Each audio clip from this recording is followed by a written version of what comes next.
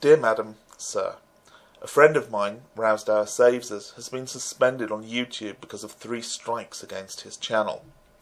I have spoken with him recently, and he is convinced that he is yet another victim of religious fanatics that, unfortunately, operate on YouTube.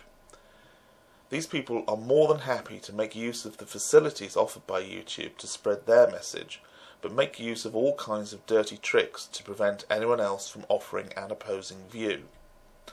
Fraudulent filing of DMCA complaints and flagging of videos as violating terms are a common tactic.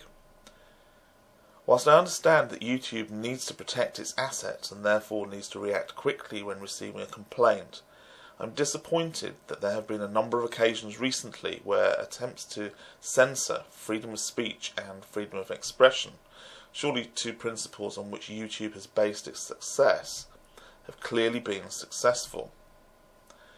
Of the 3 strikes against Rowsdowersavesus, one of these should have been wiped because the complaint was identified by yourselves as being without foundation. Ben has assured me that he is not sure how the remaining 2 posts violate YouTube's terms and conditions. He has simply been told that they do. These were satirical videos meant to be both comedic and educational. If some people felt that these offended their religious beliefs, then I suggest that the offended need to deal with that. Not everyone will share their extremely narrowly defined opinion. Certainly no one was threatened. The only threat was to bigotry and intolerance.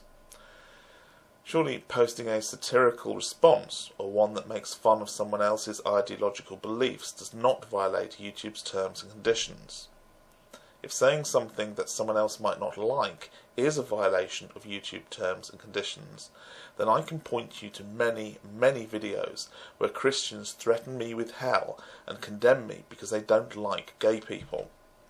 In fact, they threaten you with hell too unless you share their beliefs exactly. It strikes me as being unfair if these people are allowed to voice their opinions with impunity, and yet I, or anyone else, would be at risk of being banned from YouTube should we have the temerity to defend ourselves.